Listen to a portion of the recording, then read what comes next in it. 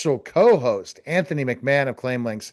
Anthony, again, is works with ClaimLinks, helping people find the right solution. And today, Anthony's going to talk about specifically the difference between contacting Anthony about using ClaimLinks to decrease their costs versus taking a increase with that insurance broker. How are you, Anthony?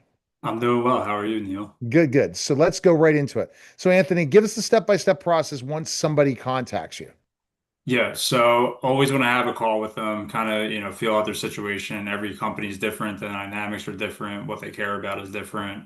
So I'd like to get to know the decision makers, what's going on, what are the pain points, and really try to figure out, where we can make the most impact and help. From there, we always want to review the current plan documentation. So schedule of benefits, it's that long, typically white and blue document that nobody knows how to read. It lists, deductibles, co-pays, co-insurance. And then along with that, we want to review their latest invoice or bill so we can see, what is this company and what are the employees paying for these benefits. So those are the initial documents that we collect. From there, we analyze them and then come back and kind of give a recommendation on next steps of what we want to do to ultimately get them a savings proposal and quote with the carriers that we work with, paired with how we set up our solution with that secondary MERP. Um, I guess to contrast it, I mean, typically what these groups are accustomed to is just, generating a group census, sending it to the broker then sends it to the carriers and, crosses their fingers and hopes that the rates are good enough that that the company will sign. Instead, we have the groups fill out this tool called FormFire. It's a health application, HIPAA compliant. Basically, the employees go in, they fill out their information, and then our agency team reviews that and figures out, okay, based on this group, there's specific, things they're dealing with, high cost drugs, conditions, ages, demographics, etc. What's the best way to set this group up and, present them to the insurance carrier to get the best rates possible. So it's a little bit more legwork up front, but ultimately it gets them much cheaper rates and a much better plan at the end of the day by doing that initial work. And we thoroughly analyze it before setting it into a carrier instead of just taking it at face value off a census and praying that the rates come back good. We do the work ahead of time to ensure those costs are as low as possible on the premiums.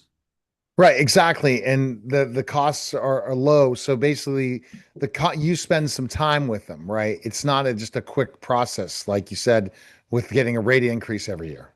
Yeah, we don't just say, hey, this is the group, this is their demographics, and, cross our fingers that the carrier is going to give them a rate, good enough that they'll sign and just, move forward and we can continue to collect our commission. We want to, look at the group, figure out, what's going on, try to segment them properly, put them into the insurance carriers in the best light possible to get the lowest fixed premium cost as possible so that the savings are there. And then basically pair it with the MERT so they can get, gold level type benefits at a fraction of the cost while still having that national PPO network with the carrier that they want and having stop loss sitting on top, protecting them from catastrophic claims. And once that happens, once you meet with them and they see it's the right fit, what's the next step? I mean, it's very simple. They implement the process. There's some onboarding paperwork. We enroll them into the primary insurance plans that we're setting them up with, lock them into those national PPO networks on those high deductible plans, lock in those inexpensive premiums. Typically, they're going to reduce their fixed monthly premium cost by about 50% on average. Obviously, it depends where you start. Could be 40%, could be 60%, but really depends where you start. And then we want to figure out within the MERP, how do you want to design the benefits? Tom is very big on doing a $0 deductible all copay type MERP just to really simplify it.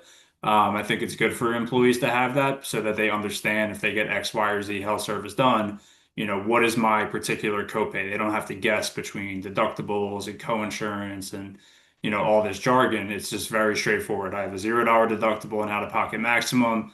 I have this copay for this health service, this copay for this health service, and they could just easily read it and understand it. So basically, we want to lock in the primary plans, lock in that national PPO network, lock in the stop loss, lock in the savings. And then from there, once we have those savings and we have the network, we need to figure out with the group, what is the best way to design this MERP to give your employees a great benefit, and make it very simple and easy for them to follow.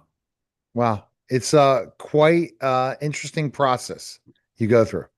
Yeah, it's a little bit different, but at the end of the day, this is the top three, four, five expense for businesses. I think that they should spend some more time on it because it not only affects the company's profitability and what they could do, EBITDA value, if they ever want to sell, it affects that. So it affects the business owner directly in terms of their pockets. But it also trickles down to the employees as well, because a lot of them are cost sharing. So if you could procure it for 30 to 40% less, you're giving your people pay raises, indirectly, and you're able to give them better benefits because it's less expensive. How once this is over, how long? I mean, once you sign up, how long does it take to implement everything? 30 days. It's no different in terms of implementation process. We want to make sure that everything, obviously paperwork wise is signed, that we get everything implemented here internally. We want to host a couple of different education sessions, both at the administrative level, in case they have any questions day to day, HR, finance, etc. And then we also want to host employee education sessions as well with our service team so that employees are fully briefed on the two-card system. All of their questions are answered, and they have a direct contact here at Claim Links that they can reach out to anytime with any issues or questions that they may have, or things that they're thinking about doing, and just run it by us, as their guide. All right, fantastic. The best place to go is claimlinks.com. And there's a way to schedule a call with you, right? Yes, and there's a way to calculate your specific savings based on your company's numbers. So if you go to claimlinks.com/consult with Anthony, you could actually plug in, hey, I have 30 employees. We're paying X dollars a premium per month. We're with this insurance carrier and we renew on this date. And based on our internal statistics with our current clients, it'll spit out how much your average savings would be. And then from there, you can go ahead and schedule a call with me directly on my calendar if the savings are to your liking and you're interested in finding out more. All right. Appreciate it, Anthony. Thanks again. You're That welcome. was a special simulcast in the